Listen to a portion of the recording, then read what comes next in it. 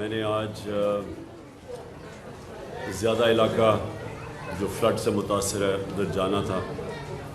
میں نے راجن پور اور ڈی جی خان کا آج پلان بنایا ہوا تھا، لیکن بدقسمتی سے وہاں موسم ٹھیک نہیں تھا تو ہمارا ہیلی کاپٹر ادھر جا نہیں سکا.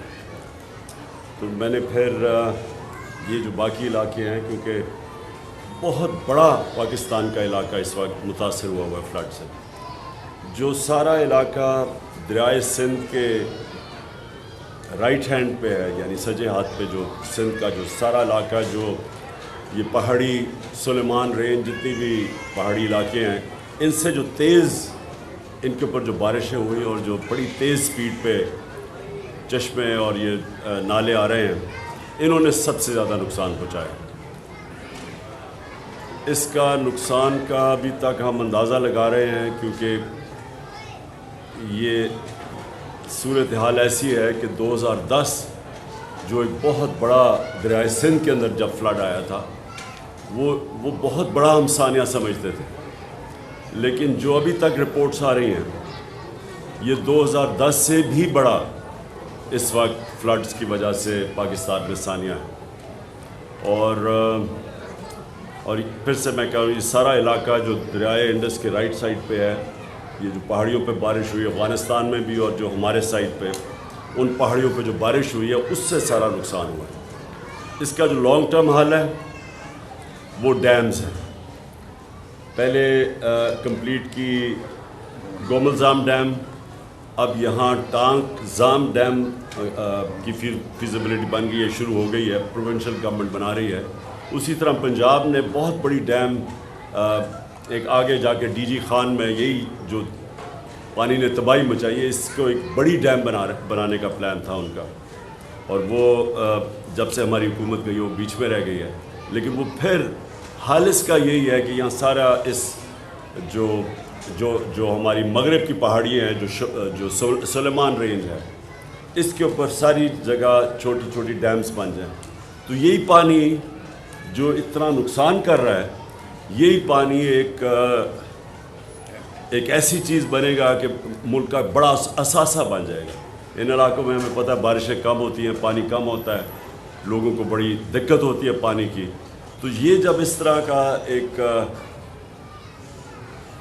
بارشیں زیادہ ہوتی ہیں اور سیلاب آتا ہے، تو یہ ہمارے لیے فائدہ ہو سکتا ہے اگر ہمارے پاس ڈیمز ہوں اور ہم اسی پانی کو روک لیں، اور یہ پھر پانی ساری جو خشک وقت ہوتا ہے سردیوں کا، اس میں کسانوں کے لیے اور لوگوں کے لیے اور آبادی کے لیے ایک بہت بڑا ایسٹ بن جائے، اثاثہ بن جائے ان کا. تو یہ تو لانگ ٹرم حل ہے. اور ہم نے جو اپنے دور میں 10 ڈیمز کا پلان کیا ہے، 50 سال کے بعد بڑی ڈیمز بھی بنا رہے ہیں. اور ہمارا جو پائپ لائن میں تھیں، اب پتہ نہیں ان کا کیا سٹیٹس ہے جب سے ہماری حکومت گئی ہے، لیکن میں آج یہ ضرور کہوں گا کہ پاکستان کے لیے ڈیمز بہت ضروری ہیں. وہ ضروری اس لیے ہیں کہ اس ملک میں پہلی پانی کی کمی ہے، اور پھر جب پانی آتا ہے تو وہ نقصان کر دیتا ہے. وہی پانی کو اگر ہم بچا لیں تو جس طرح میں نے کہا، عوام کی اتنا فائدہ ہوگا، ملک کی گروتھ ریٹ، ملک کے دولت کے اندر اضافہ ہوگا. اب دوسری میری بات یہ ہے کہ ہماری 2 پروونشل گورنمنٹس ہیں، محمود خان یہ خود اوورسی کر رہے ہیں جو سارا پختونخوا اور خاص طور پہ ڈی آئی خان کے اندر جو نقصان ہوا ہے، یہ خود اوورسی کر رہے ہیں اس کا. میں نے کل بھی پنجاب کے سی ایم چودھری پرویز الہی سے بات کی تھی، ان سے بھی ہم پورا کانسنٹریٹ گورنمنٹ کی ہوگی کہ جو علاقوں کے اندر نقصان ہوا ہے، ڈی جی خان اور راجن پور میں خاص طور پہ جدھر زیادہ نقصان ہوا ہے، ادھر وہ پورا زور لگائیں گے. سندھ اور بلوچستان بہت متاثر ہوئے ہیں. سندھ کے اندر تو سب سے زیادہ اس وقت نقصان ہے، اور اس کے لیے ساری قوم کو مل کے اس کا سامنا کرنا پڑے گا. جو بھی ہماری فیڈرل گورنمنٹ ہے اور جو 2 پروونشل گورنمنٹس ہیں بلوچستان کی اور سندھ کی، ان کو اس وقت پورا ساری کنسنٹریشن کرنی پڑے گی. سب کچھ چھوڑ کے، سندھ میں خاص طور پہ جس طرح کی تباہی مچی ہے، سب کچھ چھوڑ کے ان کو، جو لوگ اس وقت بہت مشکل میں ہیں، ان کے لیے ان کی مدد کرنی چاہیے. میرے پہ بڑا پریشر پڑا ہوا ہے کہ میں چندہ اکٹھا کروں اس کے لیے فلڈز کے لیے. میں ابھی تک یہ بہت بڑی ذمہ داری، جب لوگوں سے آپ پیسہ اکٹھا کرتے ہیں بہت بڑی ذمہ داری، تو میں جب تک مجھے پورا نہ پتہ چلے کہ میں اس پیسے کو کدھر لگا سکتا ہوں جس سے لوگوں کو فرق پڑے، میں پیسہ اکٹھا کرنے سے گریز کرتا ہوں. کیونکہ میں ویسے اور اپنی شوکت خانہ تیسرے ہاسپٹل کے لیے بھی پیسہ اکٹھا کر رہا ہوں، اور اس کے لیے بھی نمل یونیورسٹی کے لیے، اور دوسرا القادر یونیورسٹی، اس کے لیے بھی سب خیراتی ادارے ہیں، یعنی ساروں کے لیے، عام لوگوں کے لیے، مستحق لوگوں کے لیے مفت تعلیم بھی، اور شوکت خانہ میں مفت علاج بھی ہے. تو اس لیے جب میں کوئی نئی پروجیکٹ لیتا ہوں کہ اگر اس کے لیے ہمیں پیسہ اکٹھا کرنا ہے، تو میں یہ پہلے سوچتا ہوں کہ کیا میں وہ پیسے کو پہلے تو دیانتداری سے خرچ بھی کر سکتا ہوں کون سے پروجیکٹ کے لیے. تو میں اس لیے ابھی تک کوئی، مجھے پریشر کے باوجود میں کوئی ابھی تک فنڈ ریزنگ نہیں کر رہا جب تک مجھے پوری طرح اندازہ نہ ہو جائے کہ کتنا بڑا ڈیمیج ہے، کتنا پیسہ میں اکٹھا کر سکتا ہوں. کیونکہ جتنے پیسے کی ضرورت ہے وہ صرف گورنمنٹ سے اس وقت اتنا پیسہ خرچ کر سکتی ہے، اور گورنمنٹ کو کرنا چاہیے.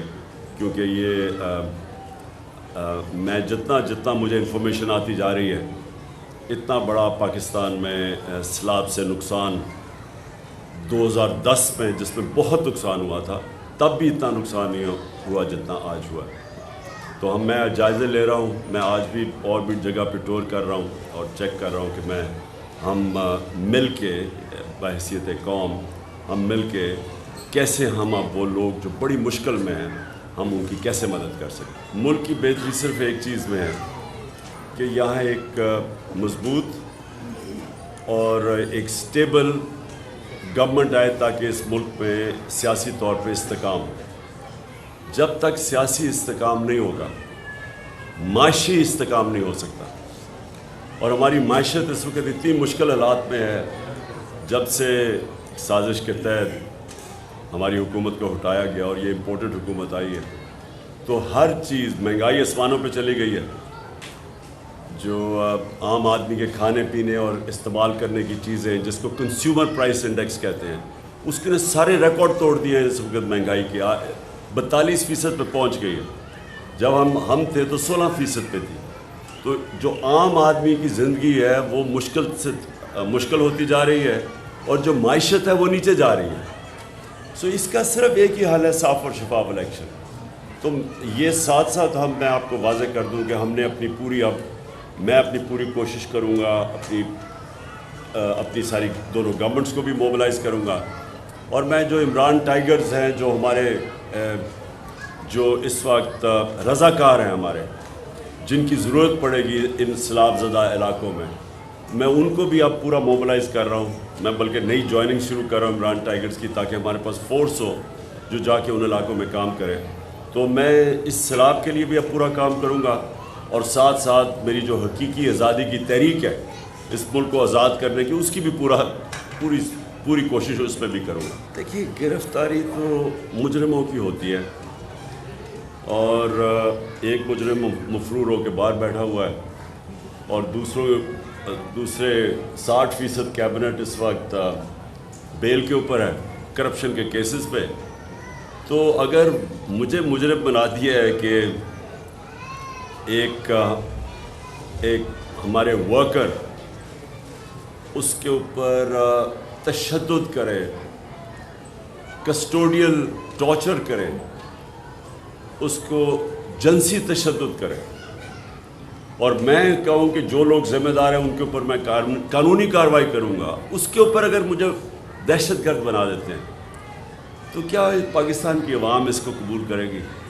لیکن نا، یہ کوئی بنانا ریپبلک میں بھی اس طرح کا مذاق نہیں ہوتا کہ بجائے لوگ اس وقت سب کو سوچنا چاہیے کہ دنیا میں ہماری بدنامی ہوئی کہ ایک پہلے شہباز گل کو انہوں نے جس طرح کیا، اغوا کر کے اور پھر اس کے اوپر تشدد کیا، اور دوسرا پھر یہ ایک صحافی جمیل فاروقی، اس سے پھر وہی کیا، وہی ننگا کر کے اس کے اوپر تشدد کیا.